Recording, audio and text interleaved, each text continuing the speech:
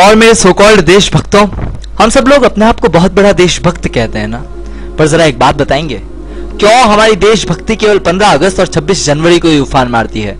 देशभक्ति का मतलब हमारे लिए क्या है? 2-4 गाने सुन लेना, तिरंगे का टी शर्ट पहन लेना और झंडा फहरा देना? वाह दोस्तों वाह, क्या देशभक्ति है हमारी, मानना पड़ेगा। हमसे बड़ा देशभक्त तो साला कोई पैदा ही नहीं हुआ है। हमसे कोई ये पूछ ले कि are you proud to be an Indian, तो हम सब लोग चिल्ला चिल्ला कर बड़े ओज के साथ और बड़े जोश के साथ यह कहते हैं, yes I proud to be an Indian. पर प्रभु, गर्व है किस बात का? किस बात पर गर्व कर रहे हैं हम सब लोग? इस देश की बढ़ती जनसंख्या पर, या फिर दिनों दिन पांव फसारते हुए जातिवाद पर, या फिर इस देश के बढ़ते भ्रष्टाचार पर, जहां बिना पैसे दिए कोई काम नहीं होता? बच्चा पैदा हो तो घूस दो, बंदा मरे तो घूस दो, बस घूस दो घूस। या फिर हमें इस बात पर गर्व है कि संसद में हमारे नेता जूते और चप्पल मारते हैं और इसे पूरी दुनिया में लाइव देखा जाता है?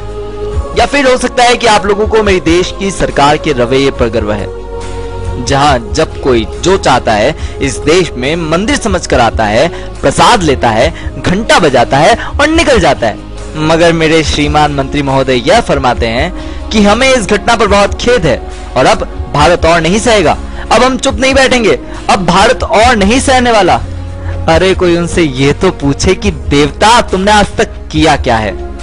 क्या हम इन बातों पर गर्व कर रहे हैं, या हम उन हालातों पर गर्व कर रहे हैं जहां कुछ परिवार को तो 2 वक्त की रोटी भी नसीब नहीं होती, तो इस देश में कुछ परिवार जानवर से भी बदतर जिंदगी गुजार रहे हैं।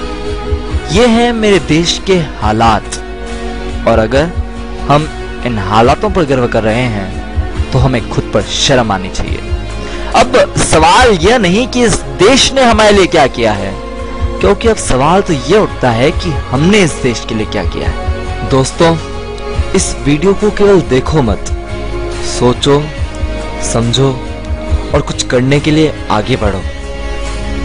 And if you like this video then please promote it.